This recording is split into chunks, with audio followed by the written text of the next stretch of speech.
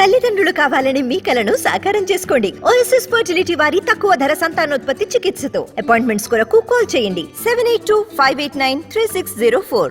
ఐలయ్య, అదేవిధంగా అడ్లూరి లక్ష్మణ్, ఆది శ్రీనివాస్. ఇందులో ఎవరైనా అప్పర్ కాస్ట్ వాళ్ళు ఉన్నరా? స్పీకర్ మీరు చూసిండ్రు కదా ఎవరున్నారో. సో మమ్మల్ని ఎవ్వరు వేలెత్తి చూపే పరిస్థితే ఉత్పన్నం కాదు. చాలా పకడ్బందీగా ప్రతి నిర్ణయంలో సామాజిక సమతుల్యతను పాటించే బాధ్యత కాంగ్రెస్ పార్టీ తీసుకుంటుంది. రాజ్యసభ కూడా 2 ఇస్తే ఒక కమ్మ ఒక యాదవ్కి ఇచ్చినము. కాబట్టి పనిగట్టుకొని ప్రభుత్వం మీద బురద జల్లాలి, వాళ్ళ దుర్దంతా మా దగ్గర తీర్చుకోవాలి మాతోని అని కొంతమంది అనుకుంటే వాళ్ళ పట్ల మనం జాలి పడతాం తప్ప మన నిర్ణయాలలో లోపం లేదు. రైట్. ముఖ్యమంత్రి గారు, సీఎం గారు ఇక్కడ గోపరాజు, న్యూస్ 360 నుంచి మీరు ఇందాక అన్నారు కలుపు మొక్కల్ని ఏరేస్తాను లేకపోతే మిగతా వాటిలన్నింటినీ కూడా బయట పెడతామని. అయితే దీనికి సంబంధించి 100 రోజుల పాలనలో మీరు ఎంత బాగా చేశారో విశ్లేషణ చెప్పారు. అయితే ఈ 100 రోజుల పాలనలో గత ప్రభుత్వంలో చేసిన అవినీతి ఎన్ని కోట్లు బయటపడ్డాయి? దీనికి సంబంధించిన పేపర్ ఏమైనా బయట పెడతారా? ఈ 100 రోజుల పాలనలో ఓవైపు సంక్షేమం, అభివృద్ధి, పరిపాలనతో పాటు రోజు కొద్ది తొవ్విన కొద్ది అవినీతి బయటకు వస్తుంది. దీనికి సంబంధించి ఏమైనా డిస్ప్లే చేస్తారంటే ప్రజలకి, రాష్ట్ర ప్రజలకు కూడా తెలియాలి కదా ఎంత అవినీతి సొమ్ము బయటపడింది, ఎంత అవినీతి పాల్పడ్డారు అనే దాని విషయం మీద ఏమైనా చెప్తారా? ఇప్పుడు 100 కోట్లని మీరు పరిమితి చేసి వాళ్ళని కాపాడే ప్రయత్నం చేసే పని చేయకండి. 1000 కోట్లకు పోయింది వాళ్ళ అవినీతి. దానికి సంబంధించి జ్యుడిషియల్ ఎంక్వైరీస్ ఆర్డర్ చేసినాం, విజిలెన్స్ అండ్ ఎన్ఫోర్స్మెంట్ ఆర్డర్ చేసినాం, ఏసీబీ ఆర్డర్ చేసినాం. ఆ విచారణ సంస్థలు విచారణ చేసి పూర్తి నివేదికలు ఇచ్చినప్పుడే అది ఎన్ని 1000 కోట్లకు చేరింది అనేది ప్రకటిస్తాము.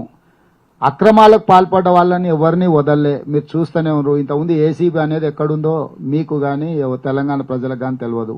ఈరోజు రాష్ట్రం నలుమూలల జరుగుతున్న విధానాలు, అదేవిధంగా అవినీతికి సంబంధించి శాసనసభలోనే చర్చ చేసి జ్యుడిషియల్ ఎంక్వైరీ చేసినాం. జడ్జిల నియామకాలు కూడా జరిగిపోయినాయి. విజిలెన్స్ అండ్ ఎన్ఫోర్స్మెంట్ ఏ వాటి మీద ఇచ్చినామో మీరు చూసిండ్రు. ఏదైనా రాజ్యాంగబద్ధంగా క్రమ పద్ధతిలో మాత్రమే విచారణ జరుగుతుంది.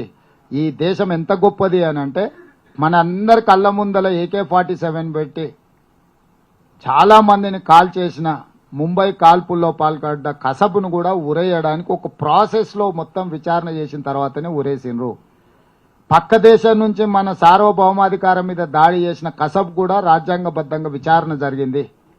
మరి ఇక్కడ అవినీతి పరులను ఒకవేళ శిక్షించాలంటే కూడా రాజ్యాంగబద్ధంగా వాళ్లకు చెప్పుకునే అవకాశం ఇచ్చి విచారణ చేసి శిక్షించకపోతే మళ్ళీ మీరే అంటారు కక్ష సాధింపు చర్యలు. రేవంత్ రెడ్డి గారికి వాళ్ళకి ఏదో సరిపోతలేదు కాబట్టి వీళ్ళని అర్జెంటుగా ఏదో చేయాలంటున్నాడని మళ్ళీ మీలాంటి మీడియా మిత్రులే ప్రశ్నలు అడుగుతారు. కాబట్టి ఏం తొందర లేదు, పారదర్శకమైన విచారణ చేస్తాం, బాధ్యులైన వాళ్ళందరినీ శిక్షిస్తాం. ఎందుకంటే మనం ఇక్కడ కూర్చున్నప్పుడు ఒకలాగా అనిపిస్తుంది, విచారణ చేసినప్పుడు ఇంకా విస్తుగొల్పే విషయాలు కూడా బయటకు రావాల్సి ఉంటుంది. కాబట్టి ప్రాపర్ ఎంక్వైరీ చేసిన తర్వాతనే ఎవరి మీద అయినా చర్యలు తీసుకుంటాం. Sir, Rahul sir from Bayer. Sir, మీరు అన్నారు ఈ 9 సంవత్సరాల్లో తెలంగాణలో ఒక సాంస్కృతిక దాడి, విధ్వంసం జరిగిందన్నారు. మనం ఈ 9 సంవత్సరాల్లో ఒక తెలంగాణ కోణంలో ప్రపంచ తెలుగు మహాసభలు జరుపుకున్నాం. తెలంగాణ కోణంలో బలగం లాంటి సినిమాలు, నాటు నాటూరు లాంటి ఆస్కర్ విన్నింగ్ పాటలు వచ్చినాయి. మనము బతుకమ్మ, బోనాలు లాంటి పండుగలకు మనం జీవం పోసినాము. ఇప్పుడు దీన్ని మీరు ఎట్లా చూస్తారు? రాహుల్ గారు, ఇప్పుడు ఆ బలగం సినిమా కానీ లేకపోతే ఆ పాట కానీ ప్రభుత్వానికి ఏం సంబంధం లేదు. కొంతమంది పెట్టుబడి పెట్టి సినిమాలు తీసుకున్నారు, వ్యాపారం చేసుకున్నారు, అందులో వాళ్ళకి ప్రయోజనం చేకూరింది. దాంట్లో కొంత తెలంగాణ సంస్కృతి గురించి వచ్చింది. ఇక్కడ మనం చర్చిస్తున్నది ప్రభుత్వ నిర్ణయాలు. మీరు చూస్తుంటే అమ్మగారు లేరు కాబట్టి వచ్చేసారి బతుకమ్మ చేర్చడానికి ఎవరు ఉండేటట్టు లేరు, ఎట్లా అనేటట్టే ఉండదు. బతుకమ్మ అనేది నా అమ్మలు, అమ్మమ్మలు వాళ్ళ తరతరాలుగా మనము చేసుకుంటున్న పండగ. కాబట్టి వాళ్ళు వచ్చి మనకు నేర్పింది ఏం లేదు. ఒకవేళ బతుకమ్మను కూడా వ్యాపారంగా మార్చి, ఆట వస్తువుగా మార్చి, ప్లాస్టిక్ పూలు వాళ్ళు వచ్చిన అంతకుముందేమో బంతి పూలు, ఇవన్నీ సువాసనలు వెదజల్లే పూలు ఉండే. వాళ్ళు వచ్చిన బతుకమ్మలో ప్లాస్టిక్ పూలు వచ్చినాయి, గంతేతాడు. ఈసారి ప్లాస్టిక్ పూలతో చేసేటోళ్ళు లేకపోవచ్చు. కాబట్టి ఖచ్చితంగా ఆ సాంప్రదాయం కొనసాగుతూనే ఉంది. బతుకమ్మలు, బోనాలు ఎవరు ఉన్నా ఎవరు లేకపోయినా తరతరాలుగా కొనసాగుతూనే ఉంటుంది.